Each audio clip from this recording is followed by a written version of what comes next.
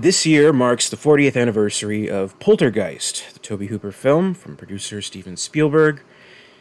And just a few days ago, actually, I was able to attend a 40th anniversary screening, commemorative screening of the film. Local theater usually does a scary movie marathon this time of year, which is great. And it was a joy to be able to see the movie on the big screen with the big sound, especially the sound. Such great sound design in this film. And really, I mean, it just holds up as well as any movie can.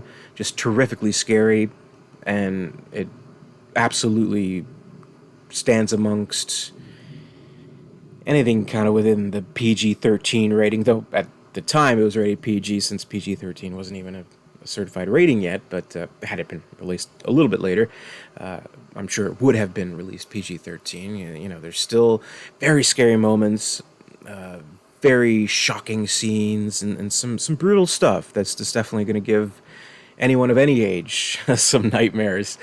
Really, it needs to be mentioned among the very best horror movies. Period. It's just great. I mean, it's so effective, and it was great to see with an audience and kind of feel the tension in the room and experience with everyone, and like really what kind of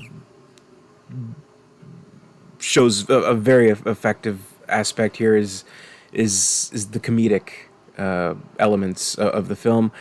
Very funny movie. It has a good personality, so you do feel invested in the whole family and the whole situation, and it makes it all the more engaging when the supernatural stuff occurs. So it just plays out just so perfectly. Really, it does. You know, even the effects, which maybe are imperfect today, still hold up really well. And, well, I'll take it over the 1999 Haunting special effects any day. And just great performances all around. And, of course, how could you not fall in love with little Carol Ann, Heather O'Rourke, who's great in the movie They're Here. Just so wonderful. So, I mean, when it comes just to the craft of being scary, of being well acted, and feeling legitimate, it's perfect. It really is. And of course, I mean, you can read more into it. You can read into it spiritually. You can read into it socially, politically. There's a lot you can take out of the film. So it absolutely stands the test of time. 40 years on. Hard to believe it's been 40 years, but here we are. Such a great movie. I love it. One of the best. I was so happy to be able to see it. And it was kind of like an early evening-ish showing. So when I got home, and I live like 5 minutes away from the theater, so I just walked a block home. But I was like, I want to watch Poltergeist II. Let's see how the saga continues. and Poltergeist 2 is a movie I'm not quite as familiar with. I've seen it maybe one or two times before.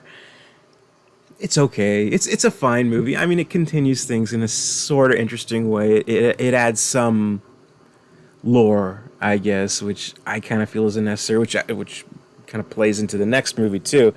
But it didn't quite have the same effects. It didn't have the same flavor, the same personality. Just can't strike lightning twice, I guess, in this series. But a good effort. And again, surely great special effects in the second one. All else failing, Academy Award nominated special effects. So at the time, that was 1986, I believe. Great special effects. So, I mean, you can look at some of the elements of the story, and there's interesting stuff here and there, some interesting interactions here and there. The whole gang is back. Craig T. Nelson, Joe Beth Williams, and Heather O'Rourke, of course, she's back. And there's good stuff. There's good stuff in the movie, but just not as good. So I watched that again. And then, still up, we're getting into the wee hours of the morning, and I thought to myself, hey, I've actually never seen Poltergeist III, the 1988 film. which was probably for good enough reason because it didn't have the best reputation. I mean, you look at the movie, you look at, I don't know, Rotten Tomatoes or IMDb, you look at all the ratings on it. It's low, right? So I'm hesitant to kind of draw the pistol on that, but I thought let's give it a go. There's never going to be a better time than now, when I'm in a full poltergeist mood, I guess. So I watched the movie, and yeah, this is my review, I guess, of the film, and it's definitely much different.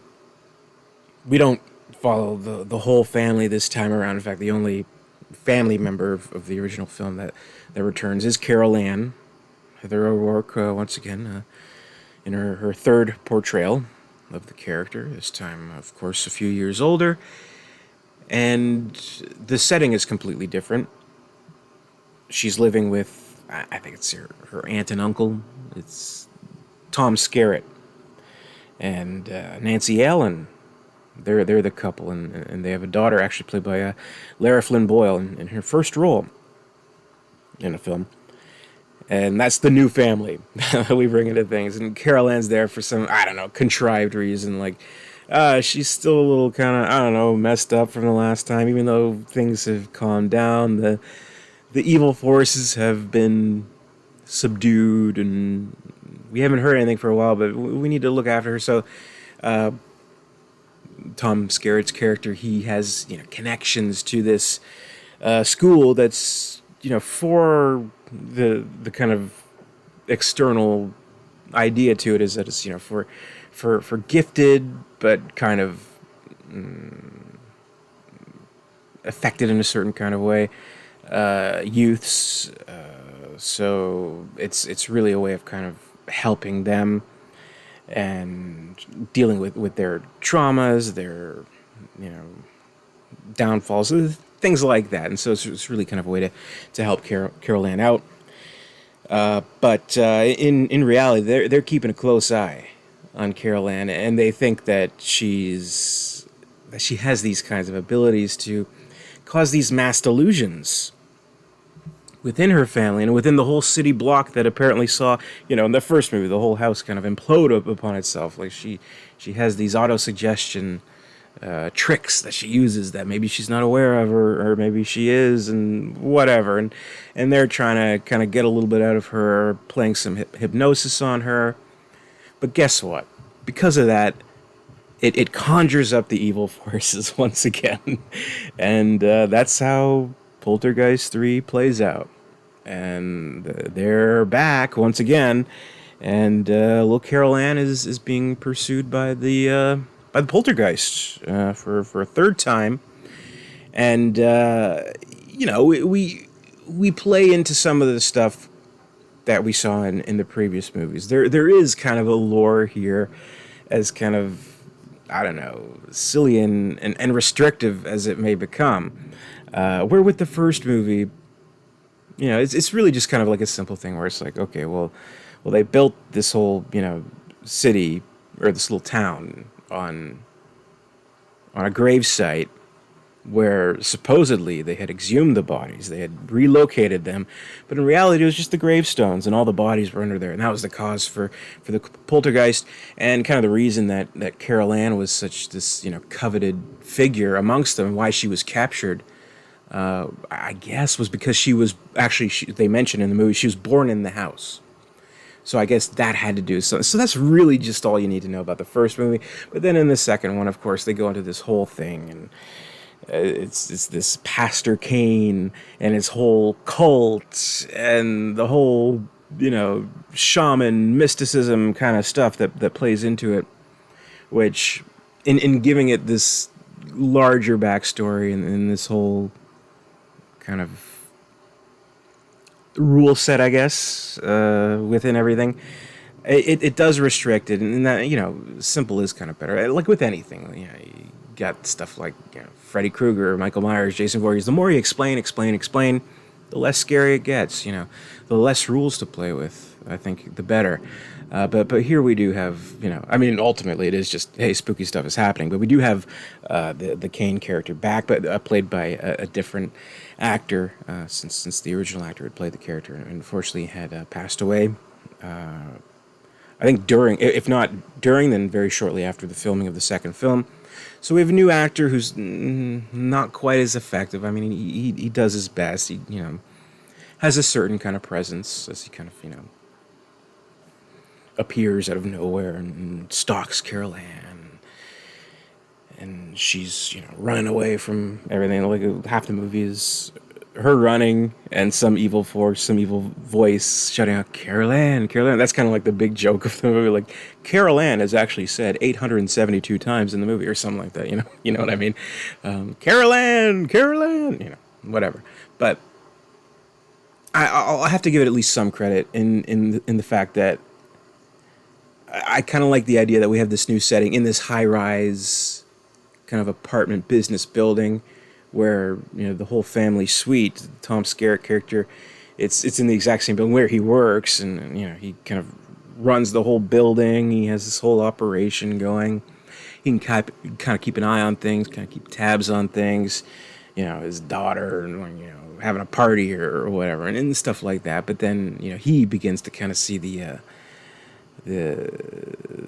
ghostly appearances too. At first he kind of brushes them off, but then he does become a believer, and the whole family does by the end of it all, and they have to work together and fight off the evil force. And guess who's back again? Zelda Rubinstein's back. Tell a friend. She's great. Oh, as always, as Tangina, the medium, I guess, the one who can fight against these ghostly figures. She's a good time. She's like telling the head of the school, basically, Dr. Seaton is his name. She's telling him basically, man, you fucked up. You got these ghosts back when we tried so hard to just get rid of them, and you undid all the work, and now here we are again. All these ghostly things are happening. The pool's turning into ice. Kids are coming out. There's like evil puddles in the floor and all this stuff. Snow is coming out of nowhere. I guess that's scary. I don't know. I'm Canadian. Snow is pretty scary to me.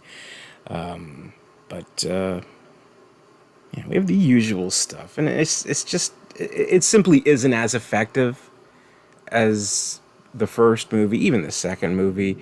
There is kind of a feel to this where it does almost feel kind of like something that could have been straight to video or even like straight to TV. At least like more of like a higher echelon of TV program. Like maybe this is something that HBO would have put out, and I'm sure I have no way of proving this or confirming this somehow unless I find a TV guide from back then. But I'm almost certain this must have played at least like every other day on HBO for at least a good 6 months. This seems like just one of those kinds of movies. You know what I mean? Where it's like a little bit cheaper, but it's still kind of a name brand kind of thing, still kind of a high profile kind of thing. But it's lower level, so they get a little bit of a deal on distribution and stuff like that. So I don't know if you were around back in the HBO days. Let me know. Comment below. So there's that. I mean, it's your typical kind of haunting movie where things pop up and go boo, spooky things happen. It's old hat by the time we're at the third one. So they try the new location, which I appreciate. They have some new characters, which are. I mean, I think Tom Skerritt's a great actor. He's one of the greatest, actually. He's incredible. Nancy Allen, of course, from Carrie, no stranger to danger there. She's very good, and Heather O'Rourke, of course. I mean, like, how can you not watch this and kind of feel that, wow, this little girl, who, to be fair, I mean, was more of a peripheral presence in the original movie, kind of just meant to serve as the cutesy kid who gets in trouble. And kind of the same for the second one, but here she's front and center. She is, in essence, the main character of this film, and she carries it, and that's a tough thing to do, and it's something that won't necessarily consciously register with you while you're watching, especially if it's not that good of a movie like this is. But she does a terrific job. And you can see how she has evolved as a young actress in just these few years. And you do think of what could have been. You think of how much further she could have, you know, brought herself into roles, and she could have been, one of the greats today, possibly, and I'm sure today there would have been one of those requels or discounting the 2015 one, by the way, but like where they bring her back, now in her I guess mid 40s. He's like, oh, I've been in this situation before and all that, with the new family and things like that. But such is not the case, unfortunately. But the reputation of the movie, it's firmly in place. It's accurate, I would say. So I mean, I don't regret watching it. I was able to see it for the first time and finally kind of see what it was all about. I mean, it's watchable. It's all right, but just when you look at it as, a trilogy, if you compare it to, of course, the very first movie, this is nothing compared to the first movie. This is small potatoes. Kind of the rule of threes in trilogies, where usually the third one is the most subpar, absolutely applies to this one. But I'd say if for any reason you were like me and you were avoiding watching the film, I say give it a shot. Maybe you'll like it. I mean, there's things to like. There's some good stuff here and there. So I mean, worth a shot. But I mean, go in with certain expectations. Don't expect to be like a contrarian, kind of like, wow, this is actually a secret masterpiece. No. I think the most you'll get out of this is that, oh, it was tolerable. So Poltergeist III, tolerable. That's my praise. Put it on the poster, tolerable. Thank you very much for watching today. We're doing 31 Days of Horror here on the channel. Horror movie reviews all throughout October. Be sure to keep an eye out for more. Be sure to comment, rate, subscribe, all that good stuff. See you on the next one. And until next time, I'll see you later, and stay scared.